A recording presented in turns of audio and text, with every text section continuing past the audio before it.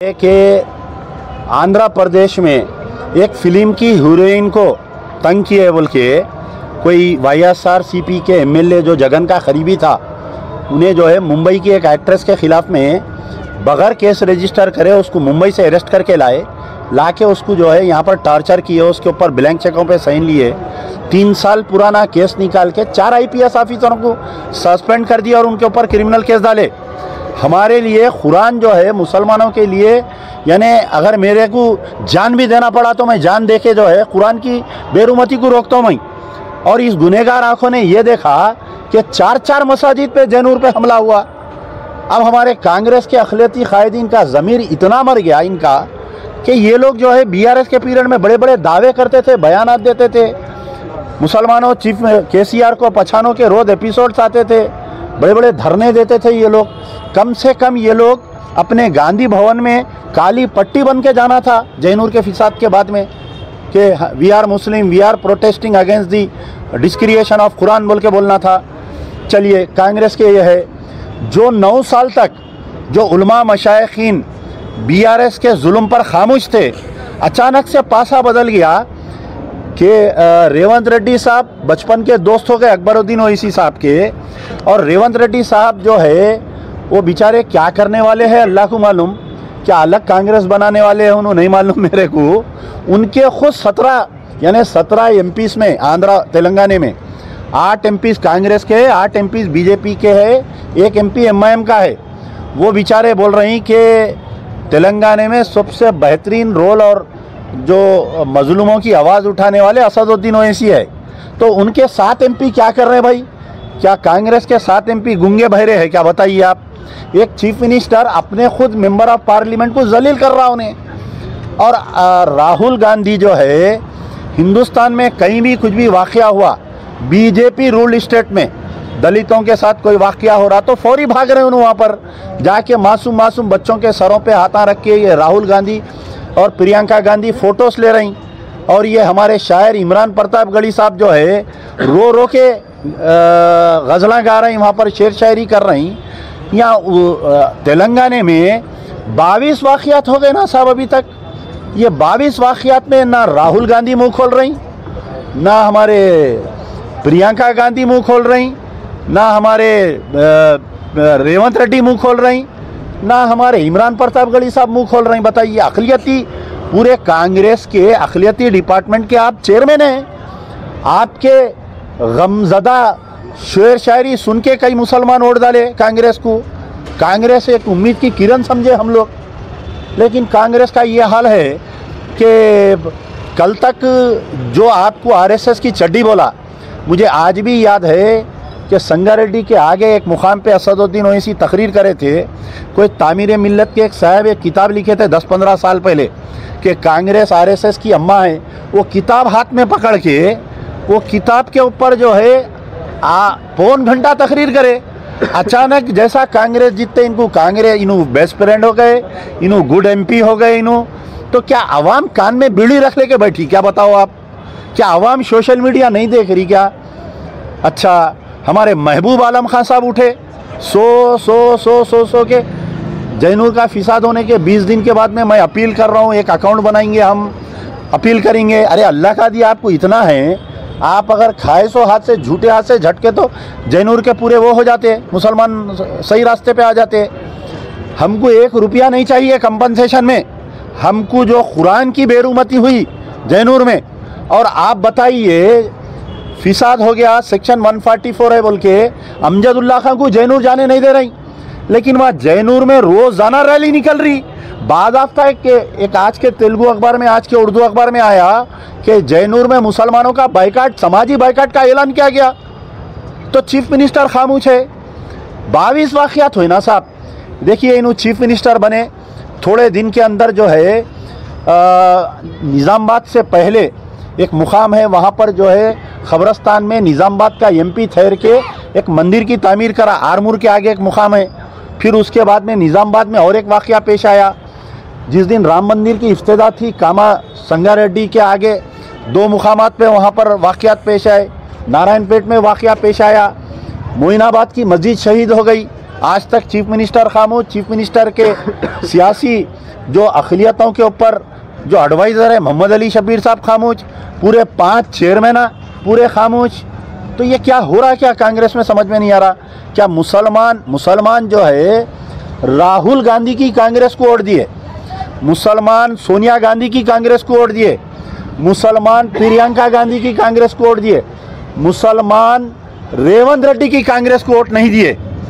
Immediate action लेना चाहिए, वरना अगर ये समझ रही कि ना अब ना पार्लियामेंट इलेक्शन है, अब ना असेंबली इलेक्शन है, अब मुसलमानों के साथ अब हम नहीं पूछेंगे उनको, तो ये आवाज़ मैं जो हैदराबाद में बैठ के लगा रहा हूँ सोशल मीडिया के द्वारा, कश्मीर में नुकसान होगा कांग्रेस को, महाराष्ट्र में नुकसान होगा कांग्रेस को, बिहार में नुकसान होगा कांग्रेस को।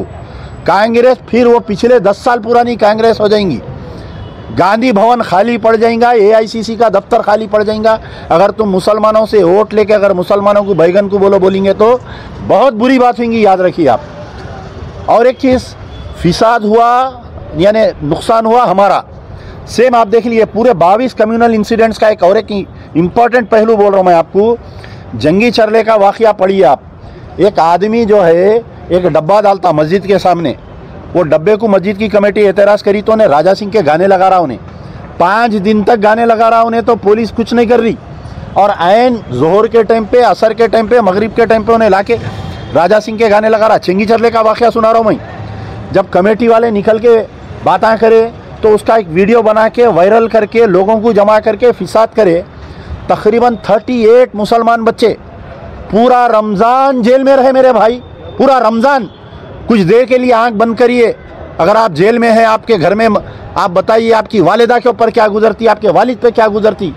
एक एक घर के 2-2, 3-3 बच्चे जेल में रहे। तो ये रेवंत रेड्डी एक मुंह नहीं खोले, ये मोहम्मद अली शब्बीर मुंह नहीं खोले, ये फ़हीम कुरैशी मुंह नहीं खोले, ये अज़मतुल्लाह हुसैनी मुंह नहीं खोले, ये हज कमेटी के चेयरमैन खुसरो पाशा हुसैनी मुंह नहीं खोले। अरे जयनूर से, निज़ामाबाद से कितनी दूर है साहब, उर्दू एकेडमी के चेयरमैन है ना वहाँ पर, पुराने कांग्रेस के लीडर है, उन्होंने क्यों खामोश बैठे हुए हैं।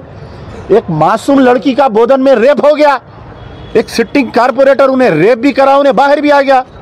अरे यहाँ तो जयनूर में कुछ ऐसा वाक़या ही नहीं हुआ, वो एक्सीडेंट है, वो लाल गाड़ी से मार के गए बोल के पूरे आई विटनेस बोल रही। एक पूरा मंसूबा बना के इसका रेप हुआ। बताइए हिंदुस्तान की तारीख में पूरे रेप का रिकॉर्ड निकाल के देखो, क्या 50 साल की औरत का कोई रेप करता, बताइए आप। कहाँ पर है सीता का। मुसलमान महफिलों में आके बैठ के पल्ले ओढ़ के इमाम ज़मीना बना के जाते थे।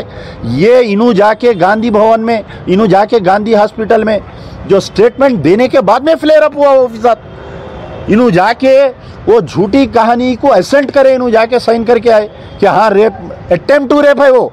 अरे मेरी बच्ची का रेप हो गया ना साहब बोधन में, क्या करूँ मैं भी निकल के, क्या घर जला डालूँ, बताओ आप। छोटे सर के वाक़े को। और एसपी का, एसपी बोले थे कि IPS रैंक का ऑफिसर, सरकार उसको 2.5-3 लाख रुपए तनख्वाह, 20 आदमी का स्टाफ देती, उसको क्या कर रही थी आपकी इंटेलिजेंस, क्या कर रही थी बताओ।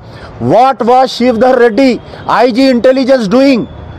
ये क्या जयनूर में बड़ा फिसाद होने वाला है बोल के क्यों नहीं बोले उन्होंने CM को, क्यों नहीं पैरामिलिट्री फोर्सेस को डाले, जब बंद का ऐलान करे कल कहते पूरा तेलंगाना बंद कहते। जिस दिन से ये वाक़या हुआ जयनूर का, अतराफ के पूरे इलाकों में डर और खौफ का माहौल है, मुसलमान घरों से निकलने को डर रही। तो बहरहाल हमारा बोलने का मतलब ये है कि मुसलमानों को आप अगर धोखा देंगे, देखते देखते जुम्मा 8 दिन बल्दिया इलेक्शन आने वाले हैं, पूरे बल्दिया इलेक्शन में कांग्रेस वॉश आउट हो जाएंगी। कई लोग मेरे को बोलते हैं अरे भाई आप ही कांग्रेस की तायद करें ना, यकीनन करे।